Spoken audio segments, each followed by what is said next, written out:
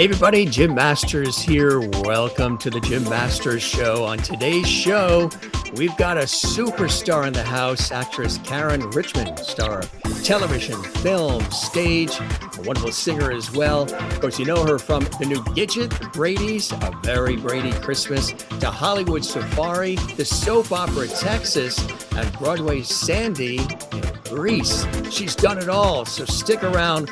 You won't want to miss a second of this as we take you to where she is right now in a secret location as she joins us here on the Jim Masters Show. I hope everybody's doing well. It's so great to have you here all the time. And we're going to start the show right now. Here we go. Coming to you from New York, it is the Jim Masters Show, celebrity talk show series. And it's a real pleasure to have you here on the show. Thanks so much for joining us, everybody. We're going to welcome our very special guest joining us right now, coming to us from Nashville. She's all ready to go. I love the music. The music is like harkens back to the disco days, Jim. Yeah, doesn't it? Yeah, we're changing things up a little bit. We usually have a longer open and everything, but I figured love that opening. That was great. Wasn't that cool? Yeah. Coming to you from New York. New York here. City. You happen to be in Nashville right now, right? I am, just briefly, based working out on of some LA. project? Of sorts. Yes, but I'm not supposed to. I love that answer. She's so different. Of sorts. I don't understand. Is that the name of the series, Of Sorts? Yes, starring Caryn Richman, Of Sorts. Everybody's very secretive sometimes about things, and then you wonder why? Why? Yeah, but you know, I get it. So it's all good. I'm also just having some fun. She's just having some fun. And she's working hard. She's so busy, as she has been all these years. Again, graced us with her wit and wisdom for years on television and film and stage, and continues to do so in such a glorious way. Two Long Island, New York kids here in the house, you and me. And she was with us before when we were celebrating Texas and the book that Tom Lisanti wrote, which was really, really fantastic. And how have you been, my friends, since then? And welcome back to the Jim Masters Show. Well, first of all, thank you, because it's taken us long enough, and I'm really happy to be here. Thank you for wanting me back in the first place. And you know, Jim, it's a weird world we're living in, and yet I am remaining optimistic and happy and really doing my best to I'm tongue-tied, to hold more love than I do fear at the moment. How's that? I like the way you said that, of sorts. That's this is going to be my word throughout the day, of sorts. I am personally doing really, really well, though. How are you doing? Fantastic. Yeah, you and I are always chatting and, emailing and texting and talking, and things are very, very busy, which is fantastic. It's we both have worked in television, and I have worked in radio too, and still do. And it gets to be busy. If you love what you do, that's the key. You've always enjoyed the work, right? Where does this passion, this resilience come from? Because you've been at this for a number of years, Yes, more years than I would say more years than I care to admit. But on the other hand, I really think it's such a gift to have been, I think about it, 50 or so years. That's a really, really long time. And I think the passion, I would say two things. One is, other than saving animals, which is probably my number one, the thing that drives me the most passionately is working with animals. But if we put that aside for a minute and just sort of talk about creative, outlets and challenging yourself throughout your lifetime and throughout the years, all of it that I feel really lucky to have done has been a challenge along the way. And to say, okay, I'm scared, but I'm going to do this, or can I even do it? Or I don't know, even just the act of auditioning, it's always the challenge of it. And I think as one ages, one of the beautiful things about that, and you don't know this yet, Jim, but when you ease up on yourself and just allow yourself to be a little bit more human and fail, it makes it even more exciting. And if that makes sense, it creates an environment where I have more freedom to not hold so tightly to, Hmm. the end result and just enjoy. So that was a really long-winded No, but answer to it's your true. question, but the It makes passion, sense. Yeah. I don't know. How do you feel? Look what you do in your life. That you didn't just imagine that. That's a calling. That's a passion for you. So when you say like, where does it come from? Where did it come from in you? I have always had this in me since I was a kid. So I was a kid that always had the Panasonic tape recorder with the little microphone, and I would interview the relatives and interview the family. And I was always following what people were doing, especially on television. I knew all of the television news anchors, sports people, weather people, the hosts, the game show hosts. I knew all the call letters to the TV stations and the radio stations. And it's always been something where I've always enjoyed communal experiences and lifting people up and um, sort of the Irish wit and wisdom that has been passed down in the family, especially on my father's side in New York. Quick Mm, wit and always looking for a way to find the funny in certain things too and bringing it all together. And it's something we used to do plays in the garage. We have kids over, friends over and set up chairs and do plays in the garage. We did plays in the bedroom. I remember one time we set up a situation in the bedroom where the bed was the stage, and my sister and I set up a rope that went from one wall to the other, and then we took some older drapes that were folded in the basement that we found and put them, or it was sheets, and put them across the rope, and then we had our parents come as the patrons, and I don't know, they paid 50 cents or something. And we had a little phonograph for the music, the open and close, and we would pull it back and then we would do our routine. And it was really fun. We just did what we could. And I just remember my mother saying, "Are those my good sheets?" as any mother would have Right. said.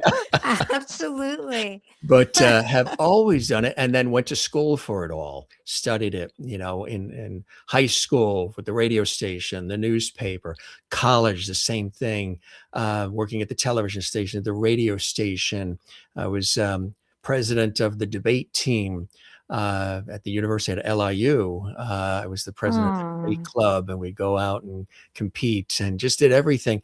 Interned at News 12 and Bravo and American Movie Classics, which is AMC, when they were launching those, and just started working in television and radio and love it and have done it ever since. And that was 10 minutes ago. Well, and what a quick study you are, Jim. But the thing that strikes me is because if you said to me, when did it start? Where did it start? It starts in our youth. Yeah. I remember, first of all, you describing your shows, exactly what was going on in my house. My brother and I would, be at our theatrical best when we would have Thanksgiving at the house or something, very excited to perform for relatives. But I remember being in my room, absolutely fantasizing about, being a performer. And at that time, it was absolutely music performer. I happen to have a brush here. I'm going to show you. I would sing into my brush like I was Barbara Streisand. I had just seen the movie Funny Girl, and I was singing and performing at the top of my lungs. And I thought, yeah, I'll never get to do that, but I want that. That excites me. Um, yeah, and then life sometimes hears your little wishes and sends them out into the universe, I think, because I got really lucky. But point being, childhood, when it starts at your childhood, then I think that's when you really know it's in you. It's just there. And We were you went, blessed too because we grew up in the suburbs of New York City, out on the island. So we had New York City sort of at our disposal. Broadway was there, and the television networks are there, and just so much that was commonplace for us to have access to, which I think was also an advantage as well. yeah. Absolutely. I mean, going into New York City and seeing Broadway plays, I mean, I felt like I was hit with a comet, like I want that. And when you're sitting in the audience, as we all know, and you're looking at this, image, these beautiful performers and the lights and the costumes and the music, and it's this communal experience where we're all watching the same thing up there on that stage. I felt there was nothing like it. Um, what I love for you is that you followed sort of a straight path. You knew what you wanted to do. You went to school for that. I had a bit of a circuitous route because I didn't know that I could be an actor. Mm. Um, Was anybody in the family theatrical or artistic in that way that it influenced not you? My mother was very theatrical by nature. She was my mother. I weirdly, she always wanted to be an actor. So, or I guess in those days they called the women actresses. I remember seeing my mom in a community theater production. I was 4 years old, and my dad tells me that I yelled out in the middle of a quiet scene in the theater, that's my mommy. And I think my mother would have pursued it. But again, we're talking about an era where nice, respectable women, and this sounds archaic, but it really was sort of what was going on back then. I know I sound older than the hills. You were born, if you came from a conservative family, as I did, a Long Island Jewish family, you were born to raise children and to be the mother of the house and be the woman of the house. So my mom was not allowed to be an actor. I find it so bizarre in the best possible way on many levels that I sort of took that baton and went to running with it. Not consciously at the time, but I know that my mom, oh my gosh, she was at every production, every set, every anything that I've ever done. My mom passed 2 years ago, but she was my biggest fan and my biggest support, and just would, you know, there's a word in Yiddish, kvel, she would sit in the audience and just be so very proud. And that was a beautiful connection for us. It was always a big goal for me to want her, for my entire family, of course, my dad as well. But I don't know if my dad was as excited about it. I can tell you, truthfully, my dad was not excited about it at all. He didn't get it. Like, what are you doing? Mm, This this is not respectable. And how are you going to translate this into a career? Because right. as you and I both know, that's a rough one. Are you going to make money at this, or are you going to be right sweeping floors? What's going to happen? Right, Yeah. exactly. He was meant well as far as looking out for you and wanting the best for you, um, but yeah. So did he get a chance to see? They did get a chance to see these successes, Yes. right? Which is something that doesn't always happen, um, but that's a beautiful thing, right?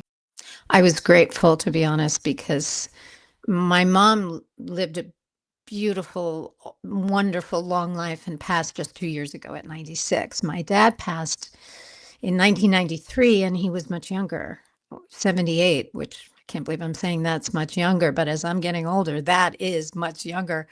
Um, he did get to see me do the soap opera Texas and then get to do the new Gidget. And I think at that point, and I had also done the show Grease, the Broadway show Grease. I had done it on tour and all over the place in New York on Broadway and blah blah blah.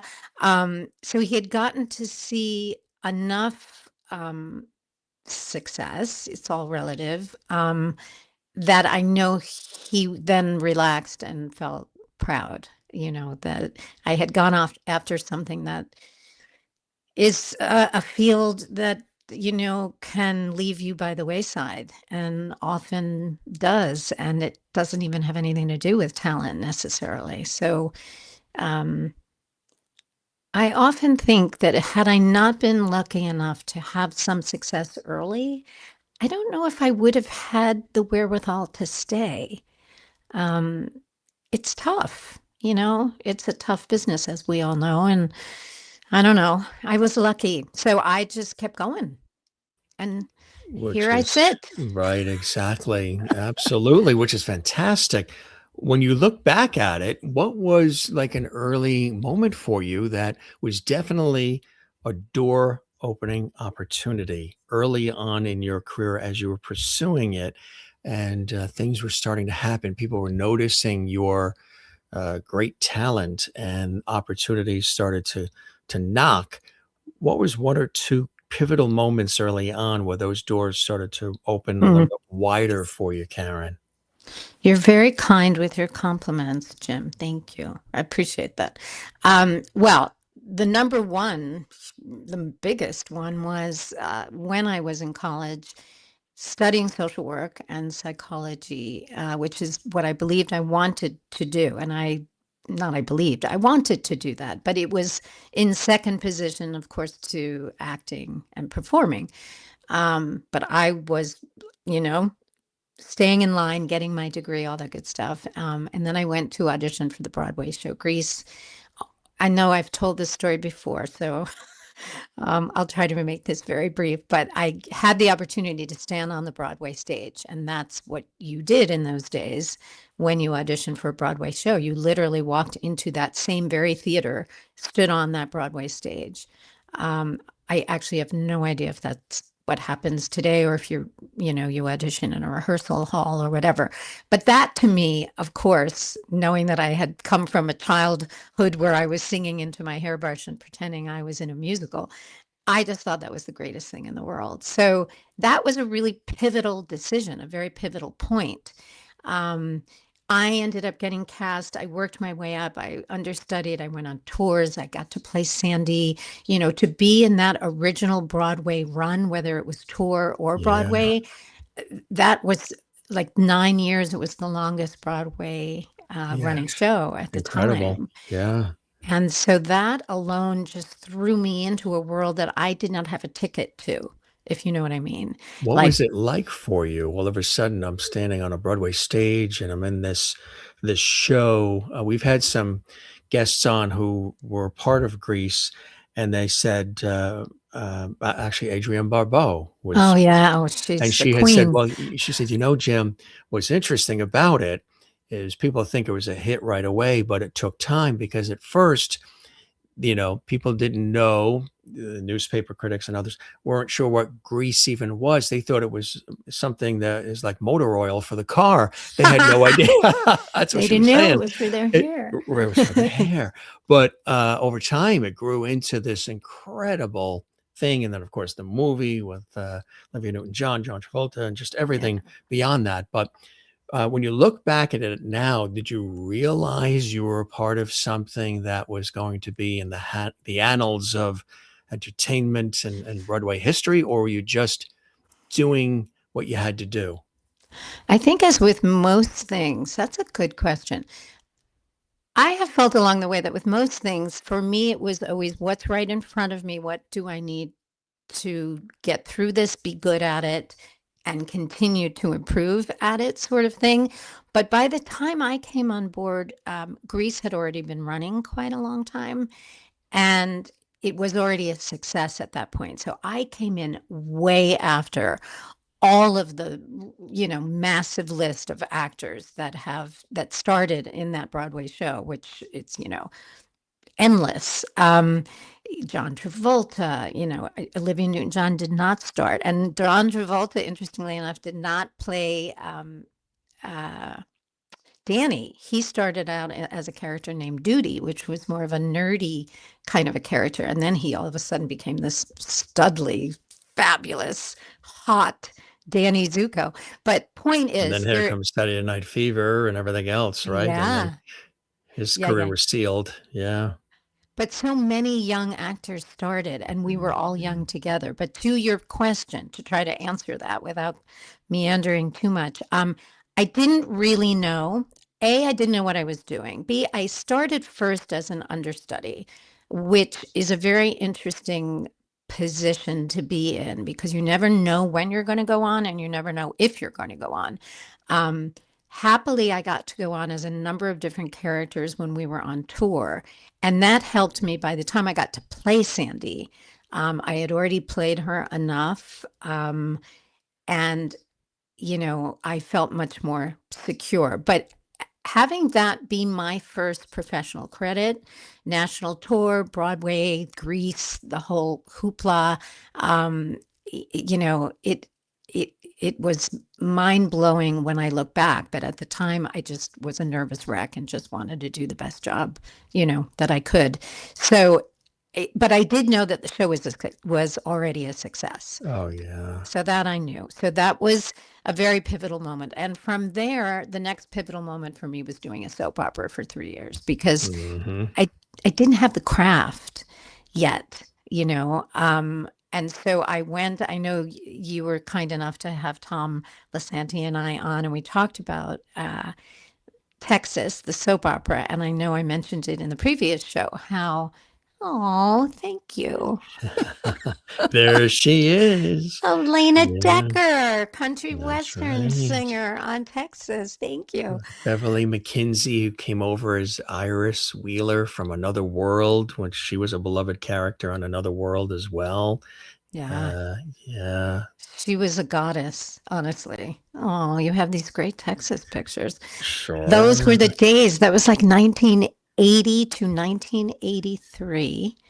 Oh, Billy Joe and Elena Dekker. John McCafferty. He's such a wonderful actor. He's fantastic. Ken Schreiner. Hard. I just laugh when I think about Ken because he was he was a lot. He was so much fun, the love interest, the heartthrob of everybody in those days, Hmm. and we laughed so hard. We just had a really wonderful time together. It was really great fun.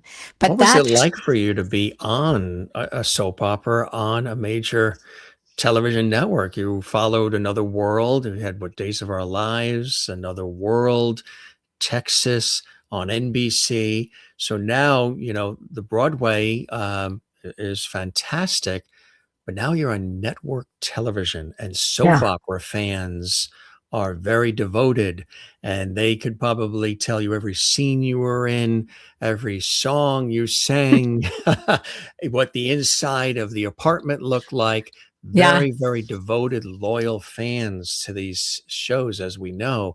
What was that experience like being on a soap opera?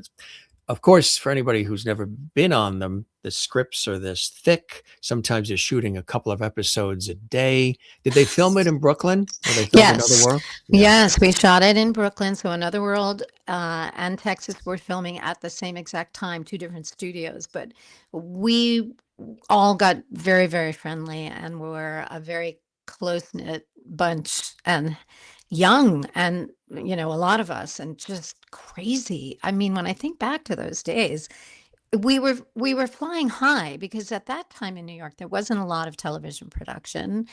Soap operas kind of made you a celebrity at the time. And I remember those were the days where there were a lot of, disco clubs and Studio 54 and Xenon and, that sort of thing. And when the Texas cast and the Another World cast would sort of come sauntering up, the waters parted, the ropes came down and, come on in. And we felt, we definitely had a sense, real or imagined, that we were doing something that people were noticing at the time. And the pressure, oh my Lord, the pressure. I felt tremendous pressure. I was young, didn't have a strong skill set.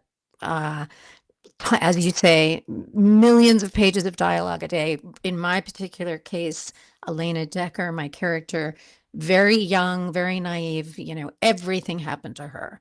Kidnapped, drugs, rebellious, running away from home, lots of crying every day. And there, you feel a certain pressure that I wouldn't feel today because I would feel more confident that, I wouldn't have to push it.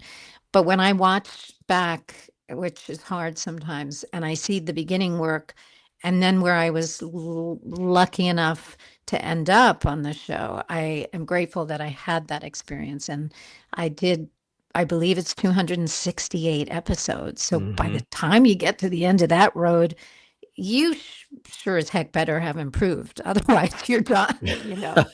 So, yeah, I am grateful that that's how I started. I wish today for young actors that they had more of that opportunity.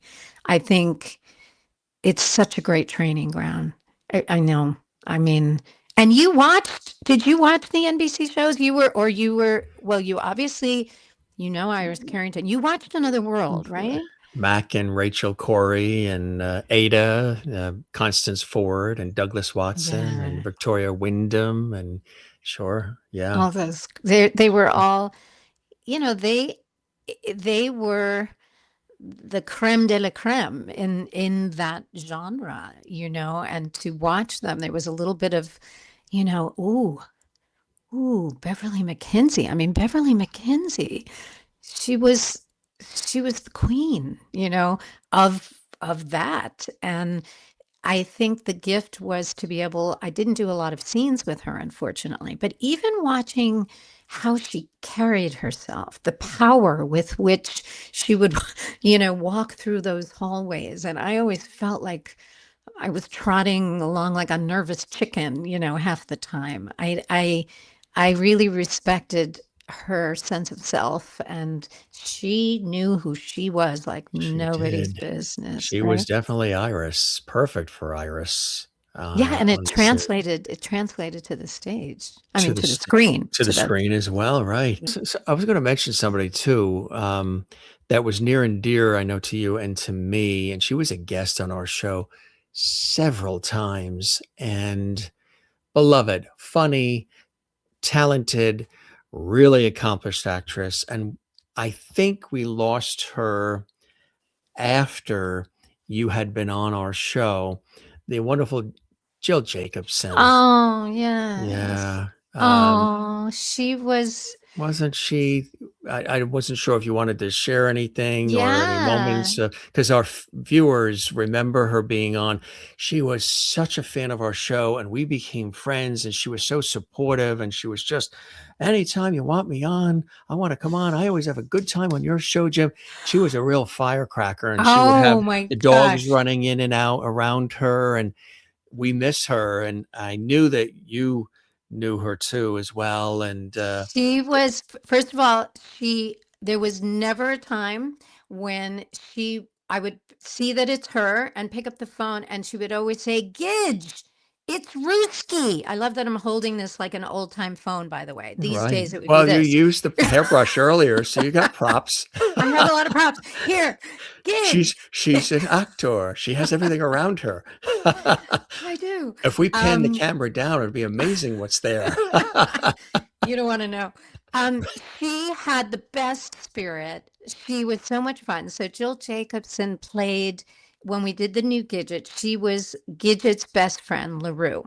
And if any of your viewers had watched the original television Sally Field Gidget, Gidget always had a best friend, and that it was she was the comical sidekick. She was your, came to the rescue, ride or die, best friend, always getting Gidget out of every dilemma that she was always in. And Jill was that person in real life too. So, as you say, fun, wacky, free. Oops, sorry, microphone. Um, she was her whole life was this beautiful improv. She said what she felt. She was funny, and we remained close. She didn't stay on Gidget all that long, unfortunately. We ended up going in a bit of a different direction.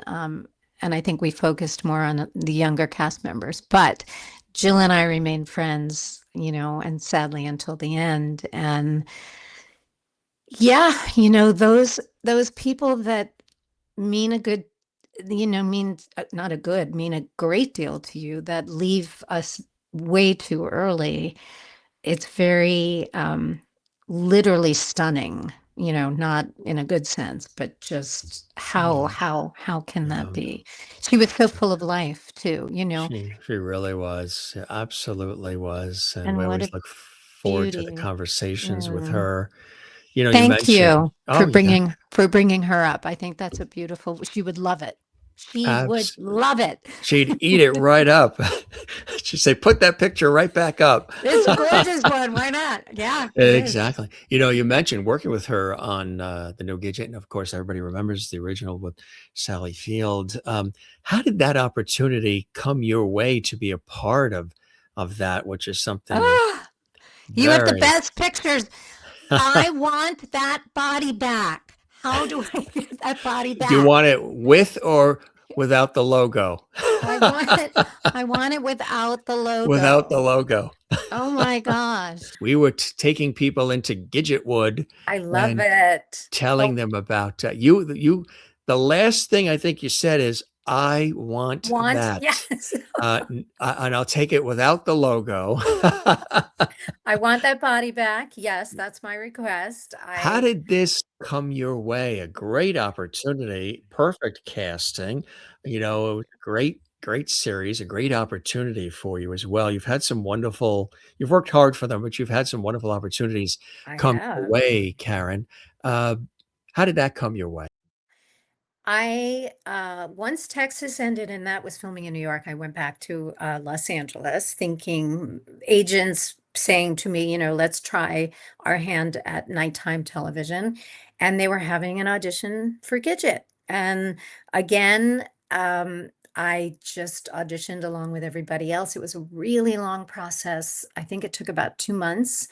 Every time, I didn't hear from them for like a week after my last audition, and I would think, oh, I didn't get it.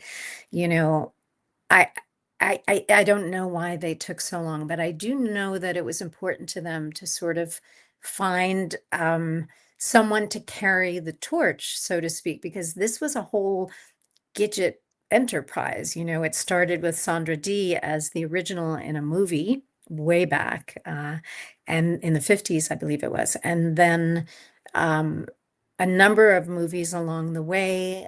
Sally Field's Gidget. I was the seventh actress to get to play her.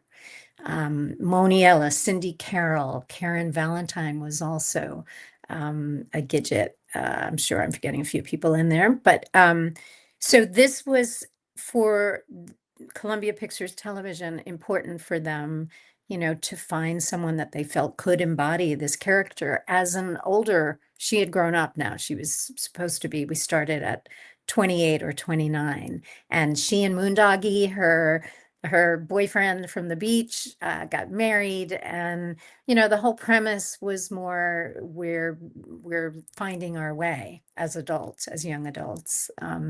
So that audition just went on and on and on, and finally it came down to it. I think three of us. We were in the big boardroom at Warner Brothers at Columbia Pictures Television. I remember looking around the room thinking, oh, well, she looks like she could be a good Gidget. She would be good as Gidget. We were all of a very similar, wholesomey, cutesy kind of a type. And they let the other two actresses go. And they said, part's yours. And I, bounced off the walls. And I remember in the boardroom there with all the executives, we called my parents on the speakerphone.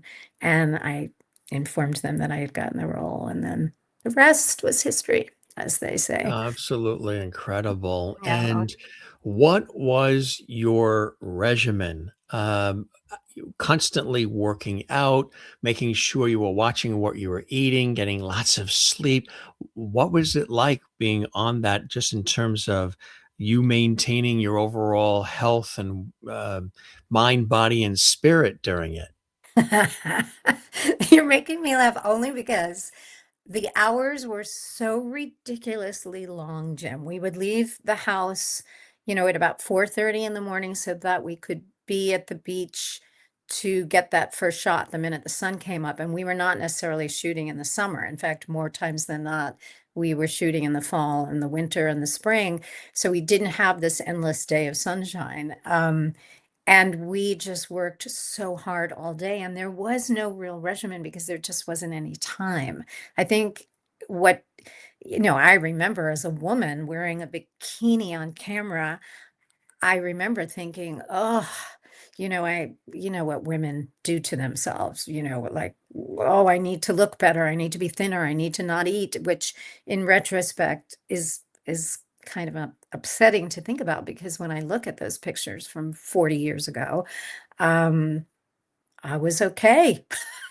You wouldn't catch me in a bikini today. That's for damn sure. But, I think what women do to themselves, that's a different discussion, and body image and what, magazine articles in the day told us we should look like, and being a petite woman on camera all the time. That certainly was a bit of a challenge. But as far as a regimen, Jim, there was no regimen. It was getting through, eating whatever we could because there was so much energy being put out, and for me personally, I was such a big part of the shoot, constantly having to, you know, speak all the time and be on camera a great deal of the time. So, whew, that was a challenging but really fun, exciting time. And we didn't know whether the show was going to be a big hit or not. We had no idea. So we were just doing our thing. Was there a lot of fun on set? Because, you were there, you had the ocean, you had the sand, you had the outdoors as well. And how do you compare it to the experiences of Sandy on Broadway and Elena in Texas and other things, that particular experience with the new Gidget, Well, this was the first time I was carrying a great deal of the load. Um, star of the show? Yeah. I, you know, And that franchise of Gidget, too. There was so much. Yeah. there's something about it. I don't know that I realized in the moment, but what I did realize is that I needed to show up and really, be prepared, be the best I could be, keep my energy up. It was very, very different than being part of an ensemble, which is the only work I had done before. So here now, um, it was a lot, and the days were long, as I mentioned, and then during lunchtime, we probably were doing a lot of publicity and press and all that good stuff. I do remember this. Dean Butler and I used to laugh because during lunchtime at the beach, most of the crew would just jump in the water. We were covered from head to toe in body makeup because they wanted to make sure that we were, sun bunnies and looked very tan. So we couldn't do any of that, and we were in makeup, and we were being, we had to be back on camera in a half hour. So we didn't get to have as much fun as the crew did, but as a cast and crew, it was so joyful. We laughed so hard, and the cast was wonderful. And, you know, it really, really, really was joyful. It was a joyful cast. What was it like working with Dean? Dean's been a guest on our show several times, of course, especially with all the Little House on the Prairie events that have been happening and the resurgence with everything Little House on the Prairie. He's really a nice guy, isn't he? He really is. He's a He's sweetheart. fun. He has a way. I don't know who laughing more, him or me. And then you bring in Allison Arngrim, and all bets are off. It's I hilarity know. to the upteenth. The two of them together are hilarious, aren't they? Yeah. Yeah. Um, we had so much fun together. We connected the minute we met. I did not know Dean. I didn't watch Little House on the Prairie, and I think that was probably helpful because I remember when they were casting Moondoggie, they asked me to do the final auditions. And I think it was helpful that I wasn't necessarily a fan, if you know what I mean. I wasn't Right. impressed by Dean necessarily, other than just being with him in the He moment. wasn't Almanzo Wilder to you as he was Yes, on Little House on the Prairie, right? exactly. And we had wonderful chemistry. And oh yeah, gosh, isn't he a handsome devil? Handsome Dean Butler. Yes, Dean Butler, folks, with Caryn Richman Woo, on we the new are Gidget. we are dear friends to this day, Oh, and yeah. we really latched onto each other in a big way because we needed to gel. We needed to have chemistry. We needed to have a believable relationship. It's weird with actors that you're doing this sort of fake husband routine with someone that's not your real husband or not your real wife, and how do you make that feel familiar and comfortable? And a lot of it is, you know, touchy feely on camera. Not, I don't mean inappropriate, but you know, if you're with someone that you love on camera, you're going to push their hair back, or you're going to touch their shoulder, and we were always kissing and hugging. And so, you know, it's an unusual situation to be an actor, to be so. But Dean was the best. He still is Sounds the like it best. was rough. It was a tough We job. were always Somebody, kissing and hugging. I Oh know. boy. And every once in a while they'd say, okay, we got the shot. We got the shot, guys. Guys, we got the shot. Well, it's no secret because Dean has written a book. Yes. Yeah. I don't think I'm telling tales out of school when I say that Dean and I were also together romantically for that run of Gidget. And I don't know if you knew that, Jim, but the minute the book came out and I read it, I was like, oh, oh, okay, we're going there. Okay. But, you know, it's kind of, isn't it sort of a stereotype that co-stars, if you are not married and are single when you come into that sort of work environment, and then, as we're saying, you're kissing, you're breathing in, you're You're together just, for hours and hours and hours, right? All day long. yeah, that's sort of bound to happen. And it did. And it was really, in many ways, it was quite helpful to the relationship. There was a level of comfort that was very, very real. Some ways a little challenging. I think he would say the same thing, in that to be partnered in real life and then to have to work out things on a set. And sometimes, because I was the title character, but he had already been on Little House on the Prairie. You know, we had to kind of negotiate emotionally who was where in the hierarchy at times, and how the the studio was treating us, because often, pardon me, often as Gidget, I Gets would, you choked up thinking about it. I know this has been a plethora of Of all fantasticness. kinds of Love it. things. Love it, right? I love the humanity of it all. You know, I don't Yeah. think I've ever aspired to be perfect, Jim. So I am living up to that expectation today, aren't I? Anyway, we had a blast. Dean is amazing. I'm so grateful for our friendship. I'm very close with both he and his wife. Catherine is an angel, and she accepts that we are dear friends to this day, which I'm very grateful for. And also, I have to mention William Shallert on Oh, Gidget. yeah. William Shallard, who I was blessed to play his daughter. He was my dad. He was also the dad on Patty Duke. On Fabulous character actor. ah, Oh, when you look back and you watch some of those, Antenna TV, Me TV, some of the catchy TV, the nostalgic channels, he was in so many shows and series of our day. It was yeah. unbelievable. And Yeah. he was such a fun, kind, funny, dirty, kind of a body. I don't mean dirty like cleanliness dirty. I I mean mean, like just kind some of a of the body humor sense. and yeah, Yes, he would say things right as they were counting down to yell action. You know, he would like whisper to something try to. funny in my so much fun. It was a And would great he get you? experience. Would he get you, or would you remain Sometimes, composed? Yeah, sometimes, absolutely. sometimes it would be like, But you know, a show like that, the more real you can keep it in the moment, and you yes, know, it's okay. yes, It's right. okay to Yep. laugh. It's okay to just be a real live human Yeah, being, because you people know? identify with that. Yeah.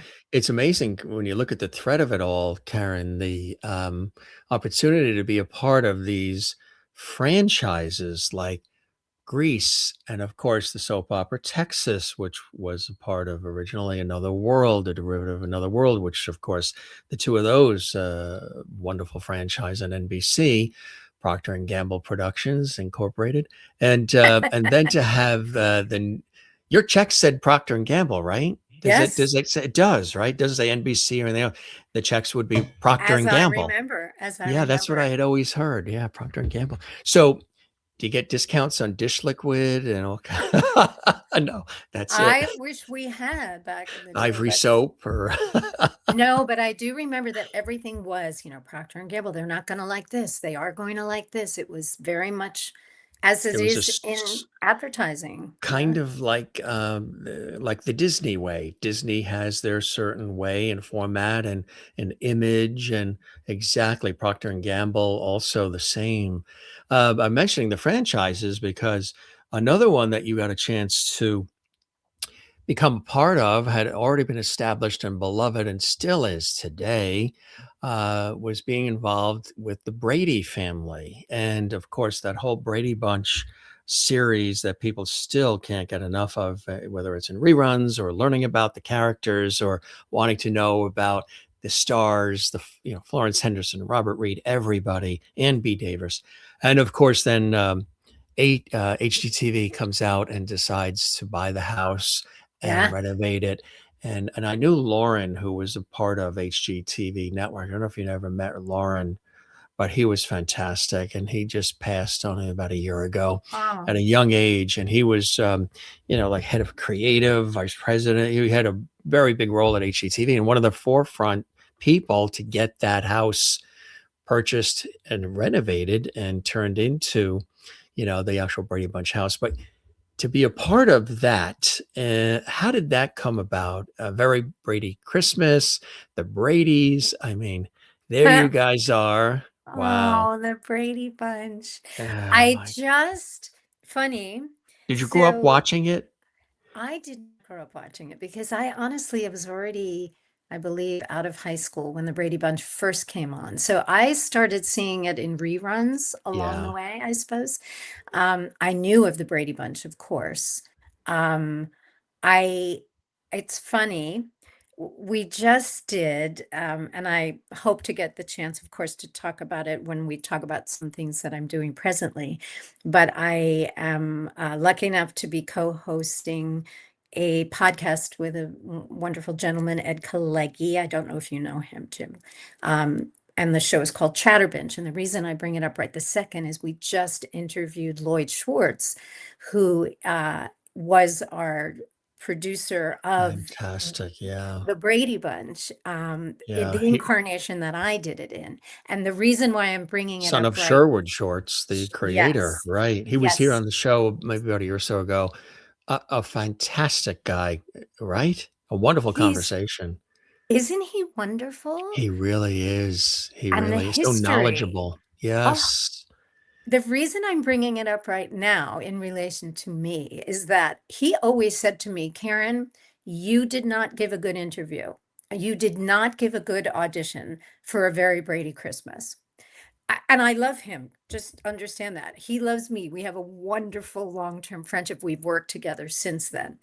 And I never exactly knew why. And he finally told the whole story. So now I get it. He felt that when I came in for my audition, my final audition for A Very Brady Christmas, that I was fairly mediocre. And the rest of the executives were not necessarily sold on me, which, of course, as an actor is devastating to hear in retrospect. But I'll get over it. But what Lloyd said this go round, and I heard it for the first time, he said, I wasn't looking for you, Caryn, to be good in that audition. Your entire run of the new Gidget was your audition for me. And I said to myself, I want that girl. I want the girl who played Gidget. And that taught me one of the most valuable things. And I just am hearing it for the first time at this ripe old age that for actors, this is, going down a little bit of a different road, but how how fascinating that even if you don't do your best work, if somebody wants you, if they're sold on you, if there's something that they see in you that they think is right, that there's still an opportunity to possibly work, even if you didn't have a great audition. I mean, auditioning is a whole different skill. I probably have never been a great auditioner. I feel more comfortable acting than I do auditioning. And although they're the same skill set often, very often it's not. You're nervous, you don't have the luxury of having the reality of the situation. You're all kinds of things, very, very different skill sets there. So I found that fascinating that Lloyd shared that. And now I finally understand why I got that and went on to do the ill-fated series, The Bradys, which lasted not too long there. But And that being was on part of the CBS. Yeah, the Brady's, I remember. yeah, Yeah. But to be a part of the wonderful group of actors and actresses who have become just a part of really television history, Americana, of course, Ann B. Davis and Florence Henderson and Robert Reed, and of course, everybody. yeah, They still talk about them. We grew up watching it, and you've stayed close and friends with Christopher Knight, who was, of course, Peter Brady, and yes, your husband Barry, on the my show too. husband. It was her husband on the show, Barry Williams, who was, of course, Greg Brady as well, which is really cool, huh?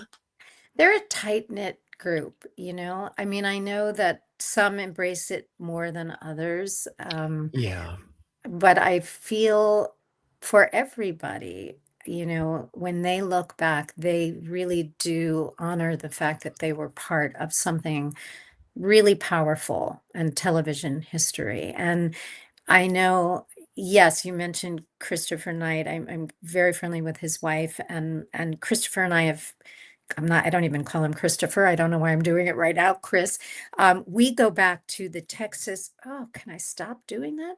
We go back to the Texas Another World days because he was doing Another World when I was He was doing on Another World. He was a Texas. brother of Clarice Ewing.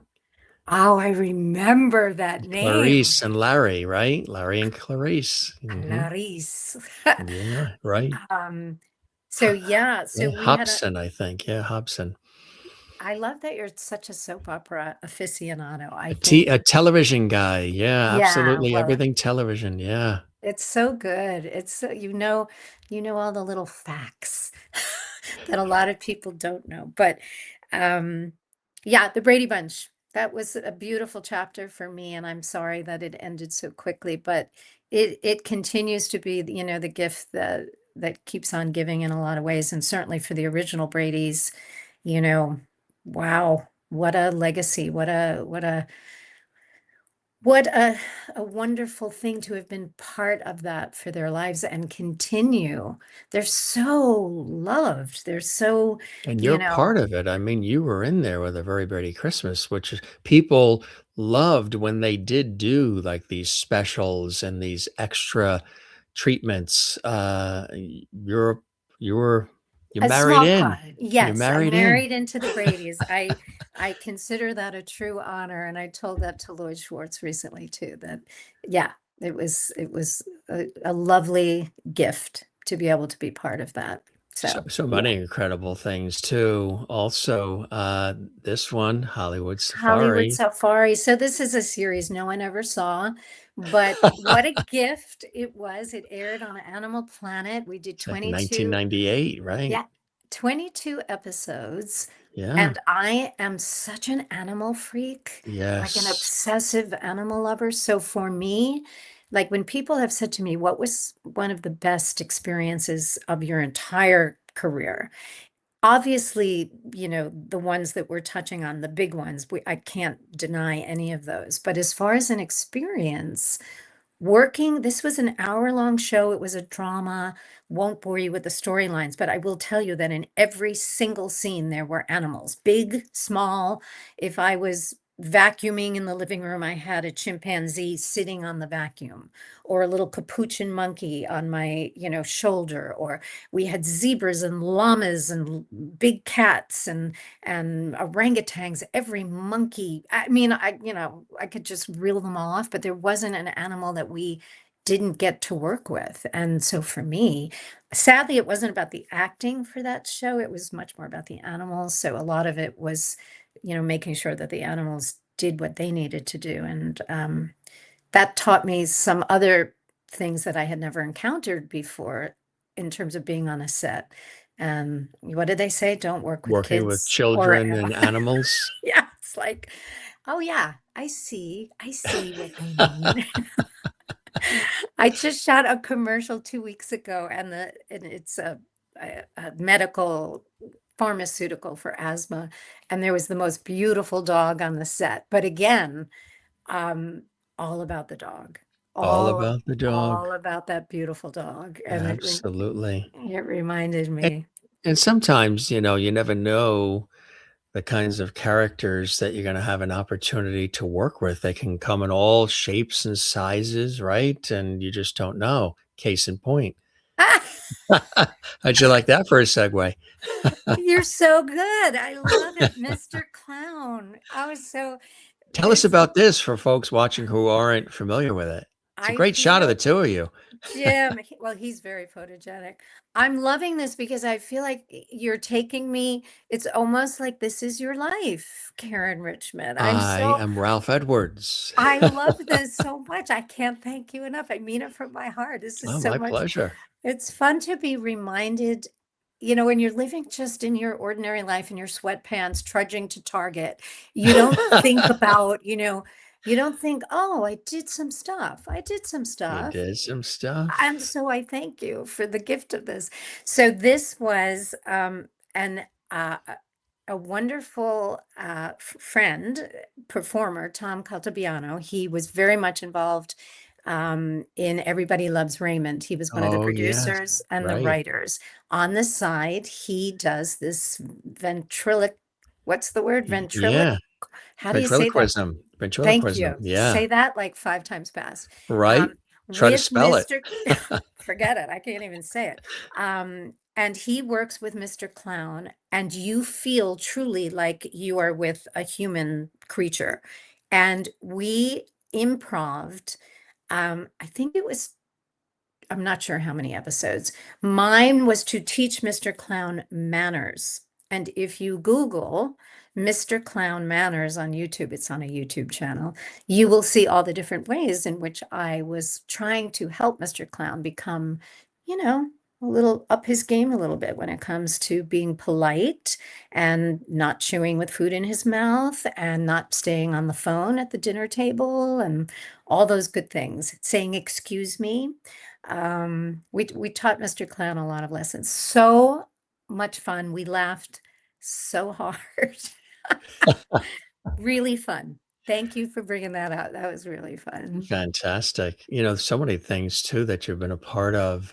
This as well. This, I believe, is just a couple years ago, 2023, A Nurse to Die For. Oh, so Mm, I loved this movie, by the way. yeah. I have found myself, and I am very appreciative of being able to work continually in this business as a woman of a certain age. Stereotypically, the work gets less, the talent pool gets smaller. Everybody is good. Everybody has had a long career. And I think whenever And somebody, some people are not even real. They're AI now. I, that is a whole other A show. whole other show. That's On next frightening. week's episode, she'll be back to tell her how she really feels about that. I mean, I know there's some good aspects to AI, but as far as, replacing actors, that breaks my heart. But in terms of this movie, and a number of others, I have fallen into this lovely little niche of doing a number of Lifetime thrillers. Um, if I might do a shameless plug, I actually have one that's coming out on the Lifetime Network Thursday. Oh no, Friday, February 13th, with Oh, fantastic. Vivica A. Fox, and it is called The Wrong Baby Daddy. The names But of course, are so fabulous. is Maury Povich in this? No, it's, and I don't want to make fun because this No, is, I'm it's making it's no, it's it is it's so. I found out, Jim, I didn't know this. I found out that Lifetime, and God bless you, Lifetime. I oh, am, yeah, again, no. but Lifetime often chooses the names. So often Oh, yeah, yeah. I'll do a script that has a different name, sometimes a more reasonable Ye name. And then when it My comes mother has out, it on. It's if it's not Lifetime, it's the Hallmark Channel. yeah, She We'll probably watch that Friday. I I hope don't so. know. I'm gonna tell her. I'm gonna The s I'm wrong gonna baby daddy. But I also did a nurse to die for, a nanny to die for, a boyfriend to die for. So there's a Tall, Dark, and Dangerous. Tall, Dark, and Dangerous was last Valentine's Day. There I am getting, I shouldn't ruin it, but it's very clear what's happening to me there. So I am a therapist to this man who has decided he doesn't want me there anymore. So there you go. Oh, I thought you had just opened up your electric bill and you were I couldn't believe how big it was. But funny stuff. Funny Lifetime stuff. movie network. So there she is there too, huh? Um, What? Oh, that says vicious Valentine's in there. that's You know, yeah, it's right. That just, is exactly right. So don't you apropos. think it's fun? And I'm sure I would ask this question of you because you've been doing everything that you've been doing for a really long time. And what if I were to put you on the spot and say, what keeps you going? Like, I have some thoughts about this, but as we're all getting older, and I'm way older than you, what keeps you motivated? What keeps you engaged? What keeps you going? I would say curiosity. I would say a real thirst for wanting to, like I mentioned earlier, I like communal experiences and I like connecting with people. I like um, lightening the load for people, which you do too. I mean, you're in a world where you're doing art in the form of film and television and stage. And when people are watching the Lifetime Movie Network, or when they watched you on Broadway or the new Gidget or anything else you've done of the myriad. We're just scratching the surface of many, many things she's done in television, film, and more. Um, you're taking them away from their problems, from their craziness of their day.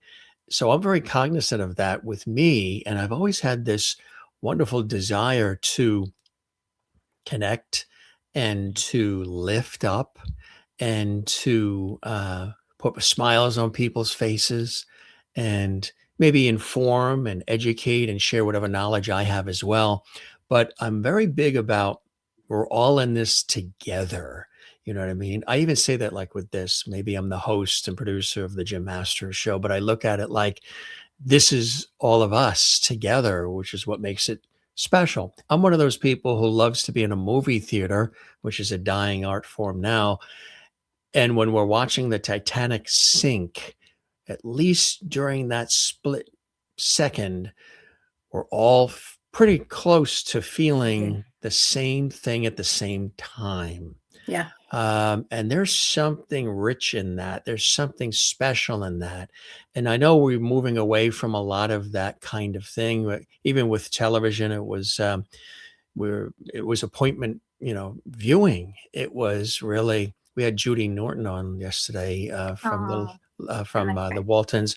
We talked about that, the episodes of the Waltons and how you had to wait until that Sunday on CBS to find out what was happening next.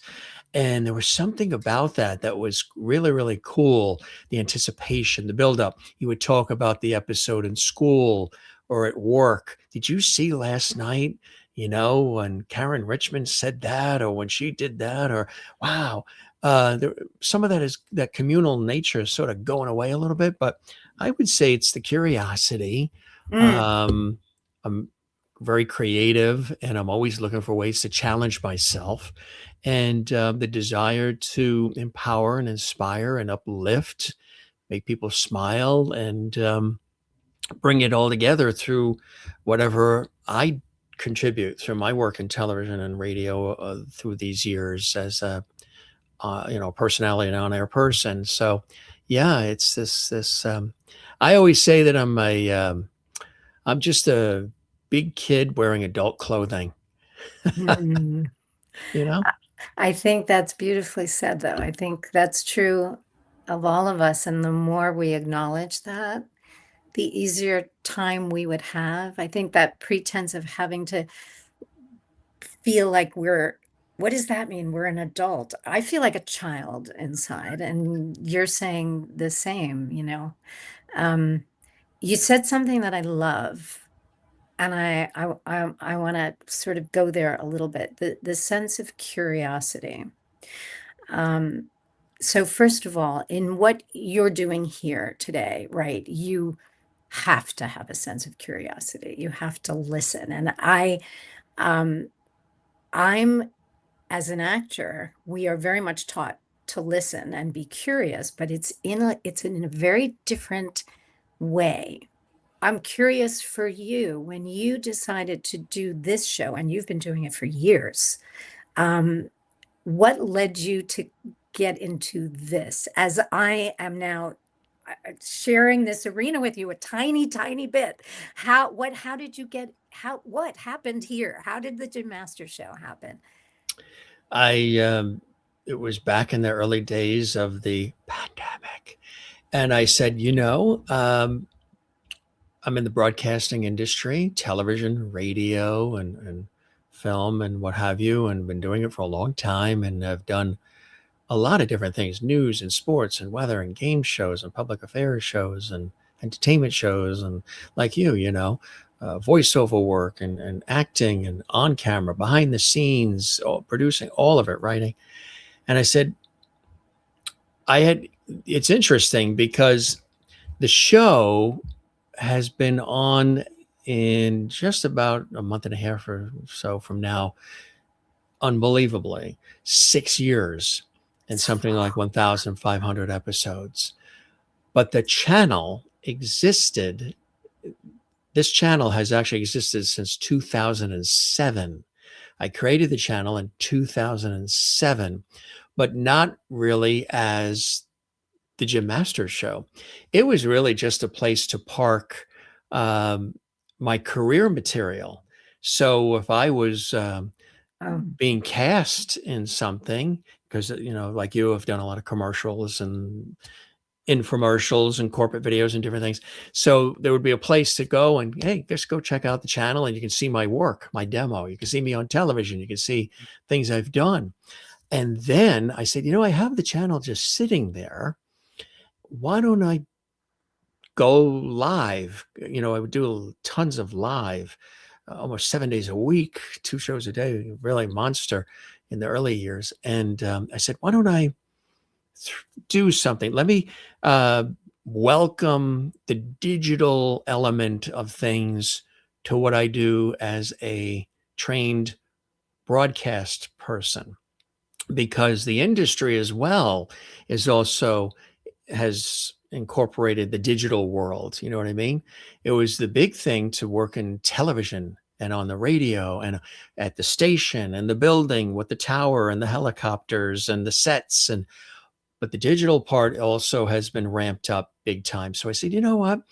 I was still busy working during the pandemic, but why don't I dive in and take the channel that's been sitting there since 2007 and rework it, reframe it, and maybe do something where I come on. And at first, it was just me. And I would bring in some of these cast of characters, these little things I had. I would read celebrity birthdays. I would be interacting with the viewers really in a deep way, which I still love doing. And there were no guests. It was me just talking as a television and radio personality, a host, a journalist, to whoever was watching.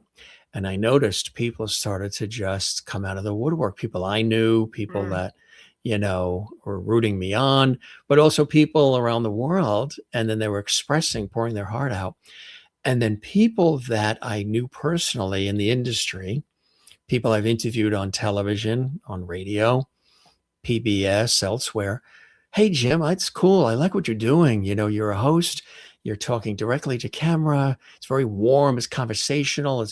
It's got a modern vibe, but you're really bringing back that lost art of conversation. It's sort of like Merv Griffin, Mike Douglas, Regis Philbin, Dick Cavett, Johnny Carson, but with this modern twist. mm. I said, that's perfect because it's the broadcast television radio personality that's in me that I can pull from, but I want to do it in a way where, like we're doing now, this isn't Caryn who's on a big set in Hollywood. This isn't Jim, who's in a television studio or radio studio.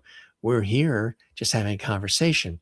So it's a more not stripped down version, but it's us. Here we are. Relaxed. It's Yeah. not Jim as this or Caryn as playing the role of Gidget. It's here we are. Yeah. Yeah. And I thought that was cool because being on the set, you're playing a role, you are doing what the script says, you're taking on a persona. And for me, I think maybe being on television and radio in the capacities I've been allows me. People have asked me, of all the roles and the things you've played in your life and have done, what's your favorite role? And I said, you know what? My favorite role is Jim Masters. That's why I'm a host. That's why I'm an on-air Yeah. personality. My favorite role is actually being me and sharing me with the world. And this lent itself to that. So I turned on the lights and we bought the equipment and built it from there and have tweaked it along the way. And then guests wanted to come on, and it turned into the Jim Masters show to then an entertainment lifestyle celebrity talk show series, which wasn't the initial thing I was going to do. It was me talking to folks and how was your day? Tell us, Betty in Iowa says that she just baked a cake. That's fantastic. Hi, Betty. Because I like that too as a host, a talk show Yeah. host. Yeah. So and then it turned into the celebrity situation where people have come on and big celebrities to everyday people as well. And one of the things is we're not in a particular lane. It isn't just all one type of guest, one type of topic. I know they say you're supposed to be super niche these days, but my personality is I like variety, and I like all different kinds of people and all kinds of different experiences. So some music, some television, some culinary experts, all different people from, really around the world. Because one of my big questions that I always ask, even in everyday life, is why. I'm a why person. So in my professional work, I also interview. I do it's a television news series and a radio series that I also co-host with my longtime colleague Doug Llewellyn, who's the original host of the People's Court, Yeah. and we've worked together over 20 years in New York, and it's one of the many hats that I've worn. And I notice, and people have said to me, "Boy, you don't necessarily the how, what, when, where, who." And I did that when I was doing news reporting, as a news anchor, news reporter. You get the how, the when, the who, the what. But I really like the why because I need to feel it. I like to have depth and feeling. So for me, when the why is involved, you'll understand the how, the what, the when, the where, the who, because you understand the why. Because a friend of mine, we were on a train going into the city, and she said, "You know what? You and your sister are the same." And I said, "What do you mean?" When you talk to people, even not on the air, but just when you chat, like the conversation we're having on the train right now going into Manhattan, it's like you're always interviewing. You're asking questions. It's the why. Why did you decide to do that? Why was that the direction you went in? That kind of thing. And you'll notice even with the conversation we had here, we've talked about, the what, the when, Grease and Gidget and all the things that people know you for. But then there was the why is what makes it real. And with this show, everything is free flowing, as you can tell. There's Yes. no scripts, nothing. There's no pre-planned questions. And I'll get people, PR people. "Oh, are there questions? What are you going to ask?" And I'm like, "I'm not sure yet." I mean, I know the person. I've done the research. I know there's certain things they want to share, maybe something that they're doing that they're excited about now that they want to share. And we'll get to the things they're known for. But I also want to feel like we have become friends and that the viewers feel closer to this person who has graced us with their presence as a guest and taken their time. And then because I'm not asking just standard regular questions, I'm going along as a deep listener and really plugging into what you're saying, and then maybe adding elements, like I mentioned, the tape recorder, and I was a kid interviewing the relatives, elements of myself Right. in. And the interesting is people understand that, but every once in a while you could get somebody who will say, why are you talking? Wait a minute. Well, it's called the Jim Masters Show. I'm the host. Or this isn't just an interview where I'm reading questions and Caryn has 10 minutes to answer those questions and she knows what the questions are and then she's gone. This is a conversation It's we're having, conversation. and the viewers are watching and they have questions. And so it's a conversation versus a typical interview. Right. Because every once in a while you will get somebody who will say, why did you talk? I'm like, the name of the show is the Jim Masters Show. I can't talk on my own show. I can't ask a question. I can't say, oh, wow, you played with Matchbox cars as a kid. So did I. Right. Oh, what cars did you have? You know what I mean? That's important because I like that communal thing. It's like I was saying earlier. But to me, the why is really, really important. So this may seem like just a conversational interview, but I've learned a lot of things about Caryn Richman as well, and hopefully you from me, that enhances my day. I feel every single person that we meet, even if it's the produce aisle at the supermarket, there's a reason why we're there together at that moment in time, whether it's long or fleeting. And I feel that there's something, if you ask, there's things you'll learn. There are a lot of people out there who are never asked why. They're never given the spotlight. They're just going through life feeling as though nobody knows they're even on the planet. And I'm drawn to those people. My sister, I think, is too. How are you? What's your story? You know what I mean? And even though I might be the host and producer, the name is on the front door, the Jim Masters Show, I feel like I'm going to be learning something through this experience and maybe having a laugh or two as well. And hopefully the viewers will be following along and learning too. So that's a long-winded New York answer. I love it. I mean, I again am studying this art form, having the privilege of doing it myself on Chatterbin. So I'm learning from you to a certain extent in this moment. And I think what you said is so important. It's not an interview show. That's not what this is not what you're putting forward. You It's are got to putting be forward, personality, right? come have a conversation with us. I think that why I'm fascinated by your world, what I'm fascinated by is that it's actually more difficult. To me, this is more difficult. The you have I'm so tongue-tied. You have to have a laser focus and be listening in a way. Acting for me is more instinctual. You have to listen. My gosh, that's acting 101. But you also have a feeling that comes up that you just let out in response. This skill set, what you guys do, to me, is really challenging. I know that it's hard to do. I know what it takes to be able to lead. I'm seeing what it takes to lead the conversation if it needs it. Even though it's an improv and you're letting it flow, you still have points. If I'm flustered or flubbing or my power goes out, you go on. How to You come don't, in you there don't, you and don't keep the cave. train on the track. Exactly. And one of the things too is, which I tell people, is one of the things I like to do is create calm, create ease for everybody.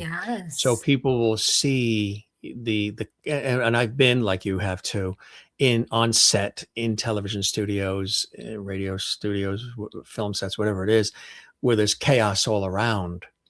But when I walk in, people will be like, oh my God, thank God Jim's here. He's not going to create a fire. He's not going to create chaos. He's going to put the fire out. He's going to make us laugh. He's going to bring it all together. What's interesting is, as it appears that way, which it is, inside. Yeah. That's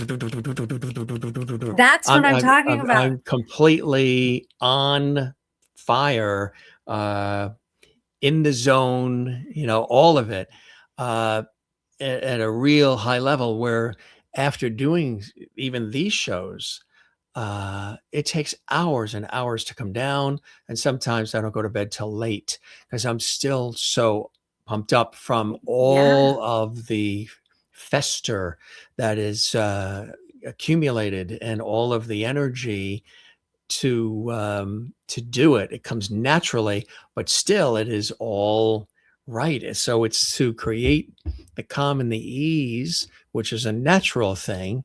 Nothing is put on. If you saw what you're seeing now of me, if you saw me in the supermarket, it'd be the same Jim, ever the broadcaster doing the Jim Masters Show series podcast. That's what it is. Yeah. Well, bravo. That's what it's morphed into. You know what I mean, my friend? It's an interesting world out there. And to find, I think for all of us to keep reinventing and to keep staying as relevant as we want to be and choose to be, I think it's an important, I know for me, part in my life that I keep challenging myself. I don't think I would do very well becoming complacent, at least not right this moment. How did you navigate it all without, there are certain people, sometimes being in Hollywood, glitz and glamour, or just in being any of these industries, where you can be led down a road that's not so helpful or healthy. We've seen it a lot with child stars and others. How were you able to balance, Caryn, the person, your life, off screen, offset, with everything that comes with being on television, on stage, in film? Did you have a good support system, family, friends? What was it for you that kept you going forward, enriching your life and your career, but staying on the track? That's a good question. I would have to say I have a huge amount of self-deprecation in me, reality-based. I don't think I ever took myself that seriously, which isn't to say that I didn't take the work seriously. I do take the work very seriously, but myself, I always sort of felt like I'm just a person that's doing what I love to do. And how beautiful is that? But I can't believe, anything more than that, to be honest. It's there. I know that it's easy to get wrapped up in the ego and the celebrity. I'm not putting myself in that category, but the celebrity of being an actor, the feedback, the ego, the false adoration at different stages of your life, which is not based in reality. I think I had a really good dose of being able to keep my feet planted where they needed to be planted. And Jim, I've had a really beautiful career. I am not putting it down in any way, but I wasn't on a show like Friends or, Mad About You, or I'm trying to think of some big shows, which I can't think of at the moment. I'm not, I never did a show like The Pit or, whatever. So I was just a working actor. And I don't know how people with that high a level of fame and recognition handle it. I imagine it's really hard to navigate, but that was never the position I was put in. I was just lucky to go and work when I could, and that kept me really pretty grounded. And I'm just a really fatally flawed human being that loves to work. You know what I mean? Like, I don't know how does anybody? I'm always um, it's deeply touching sometimes to realize how human everybody really is, Hmm. and how, social media and these days make you feel bad about yourself because we're not seeing everybody other than at their finest. And I know I'm not posting a picture where I look crappy. I'm going to make sure I didn't come on this show with no makeup. I thought about it, but I knew I had to You put, have the brush right next to you. You I showed us. do. I have a hairbrush. I have a mirror, like there's ego involved. But on the other Sure. hand, It's part of the presentation and the professionalism. Yeah. but what you've touched on too is when you really whittle it down and you think, what's important? None of this is important. What's important, you know, that's not to It's say what's that here. we Right. we don't, of course we appreciate all the other stuff, but really, um, yeah, that I don't think I was ever in a position to think more of myself than I needed to, if you know what I mean. Like I and Which is a good thing. I feel the same way. That's how I am too. And I think it's also more relatable. If you look at the people that maybe you gravitate to, the people that you enjoy time with the most, or the people even in the industry, television, film, and more, that maybe you connect with, oftentimes they're a reflection of yourself. You see elements of yourself in them, and you now can relate to them because they're being real or authentic, or they can, you know, that's why some of the television shows that are still incredibly beloved and popular today, something as simple as an I Love Lucy, where they're talking about things that scenarios that can happen to any of us that are evergreen and sort of generic relationships and this and that. um, it's why it resonates with people, and I think that we're blessed to do work that hopefully resonates with people as well, which but allows us to also share and express who we are as people. And it's a beautiful thing, isn't it? yes, I mean, I think you said that. Yeah, it is. And it you're forced to open yourself up in ways that many professions, I think, probably do the exact opposite.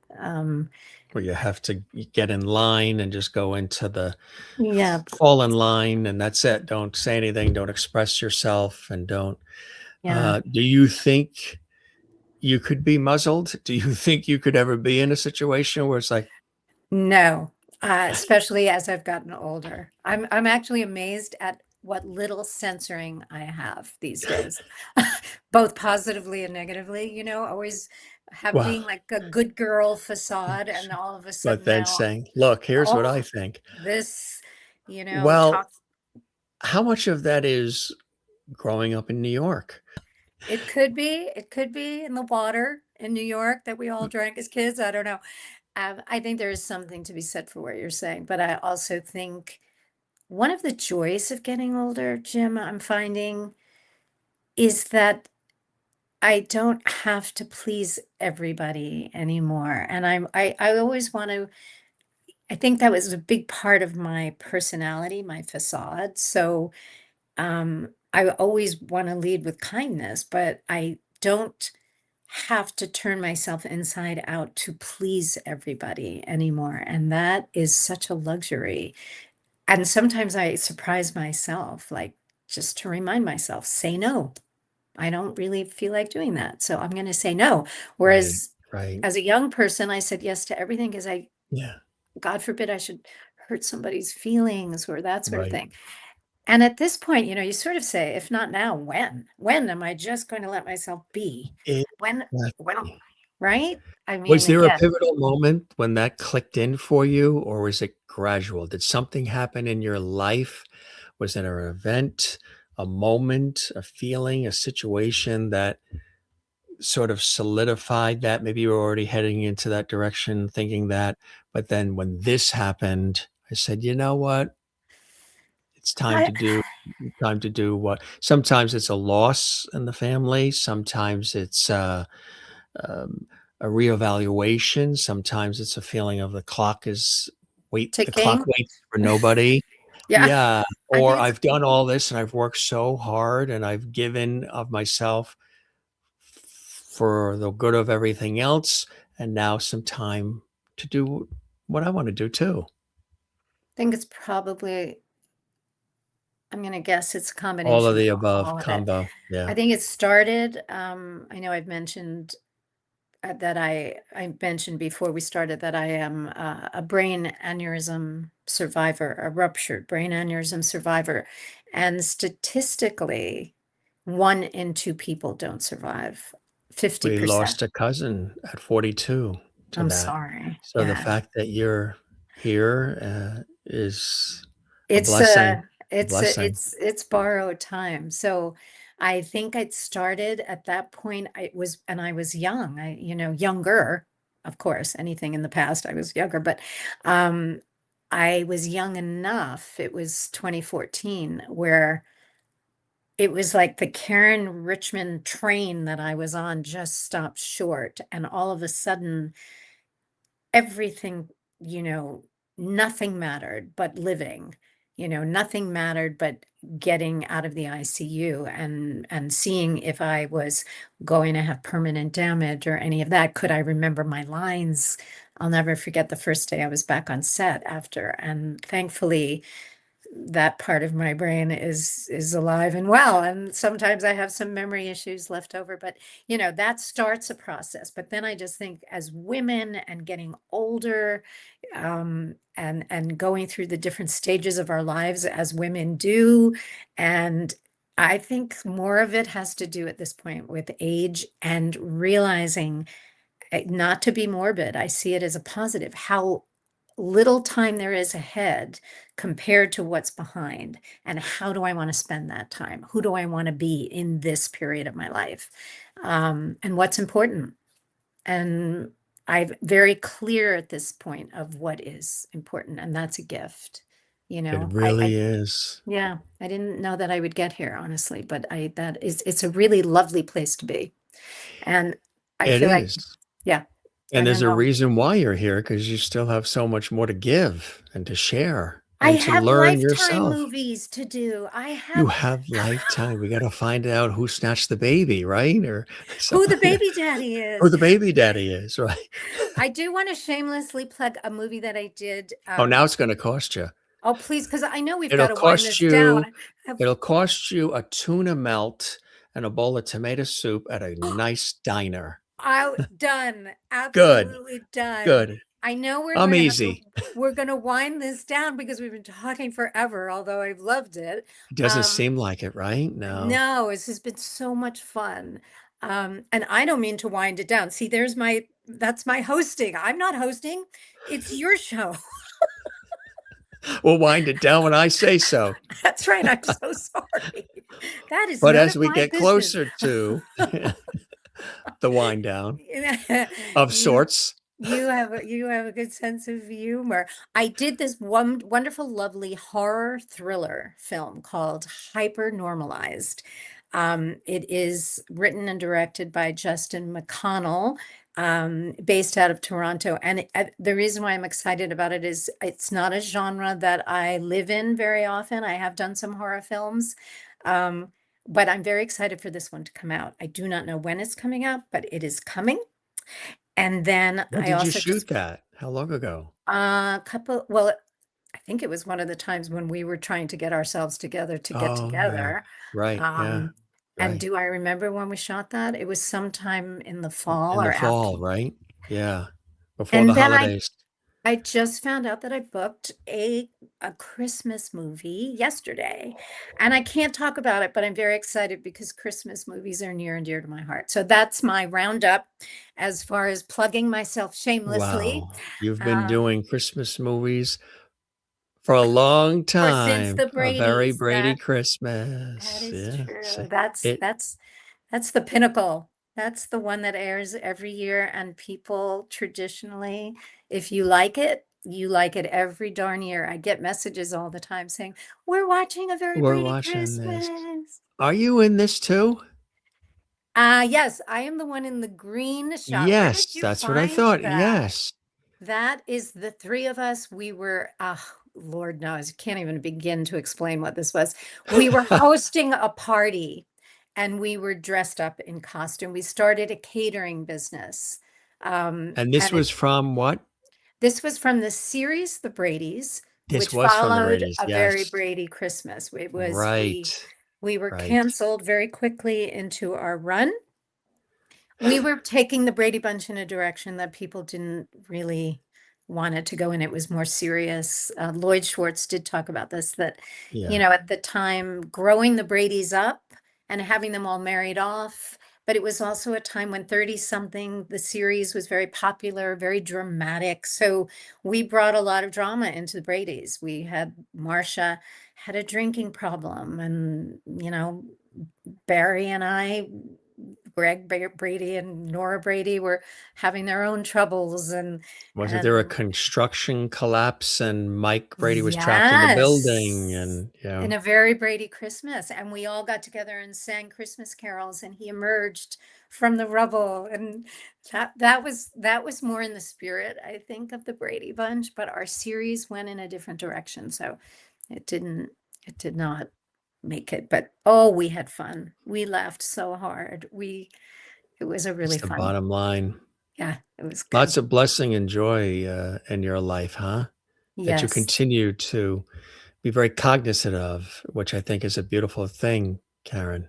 Thank you, Jim. And right back at you. I feel that right back from you. So thank you. Thank you. This really, you're very welcome. This was a delight and a treat and a hoot and a holler. And I Ooh, really hope you enjoyed the time with me as much as I have with you, Caryn Richman. every moment. And I thank you for hanging in with my power going out and my sound going out. You did it so masterfully. Pun intended, in terms of keeping the show going. And um, I appreciate that we've had this time together, and for you letting me go on and on about all kinds of stuff. And thank you for what you had to share as well. I really appreciate it. The pleasure is all mine, and try to make it a comfortable, warm place for the viewers and for the guests, and just free flow. And again, really terrific getting a chance to share more of who Caryn Richman is with our viewers here on the Jim Masters Show. Again, star of stage, screen, all of it, film, television, the one and only Caryn. That's a great shot. Oh, that's an old shot, but it's a beautiful shot by a You look the photographer. same. What are you Oh, talking please. about? That and, that and phot- and that she did the photographer. glasses on, glasses off I thing know for it's us today. ridiculous. So we'll do that too. You Ah, know what I mean? Clap both of on, those. clap. I have to. That's right. Both of those shots were done by a photographer named Gene Reed, and Very he's talented. really talented man. And yes, I am getting contact lenses. Next time I talk to you, Jim, I will not have to finagle my glasses on and off. You So won't there need you go. that. Yeah, these are just readers for me. I put them Well, on, and you notice fonts getting smaller and smaller. everything. I can't see far or near. I'm a bit of a mess. So I'm going to remedy that. Anyway, I thank you from the bottom of my little heart for having me. This has been wonderful. Thank The you. pleasure is all mine. Congratulations on everything, my friend. You really Thank are a you. blessing. And Thank you. you've been in our lives all these years with all these great shows and productions. And you're a real talent, but more than the talent and the girl from Long Island who made it big, you are a very beautiful person inside and out, Caryn Richman. And Oh, as I said last time, we're going to keep the porch light on for you like we do for all of our guests. The porch light was on, you came back, and the porch yay. light will stay on for you. You're welcome back on the Jim Master Show. Anytime you want to Mm, just chat or you have thank something to you. share, my friend, a real, real pleasure to have you with us. Thank you again. Vice versa. Thank you so much. Gonna go make a sandwich now. I'm gonna do something. I'm hungry. Yep, Yeah, gotta me go do too. I'm something. hungry. We're Come just on, a let's couple go. thousand miles away. Otherwise, I would do that diner now. We'll You do be that. well, Caryn. We'll Thank you, look for you Jim. and find out about the baby and all that on Lifetime. And The wrong baby daddy. Lifetime. There we that's go. it. Sorry. Caryn Richman, you've enriched us all. Be Thank well, Caryn. We love you and you take care, okay? Thank you, Jim. Bye-bye. Love from the East Coast. And right back at you. Caught it. Be well. Talk soon. Thank you.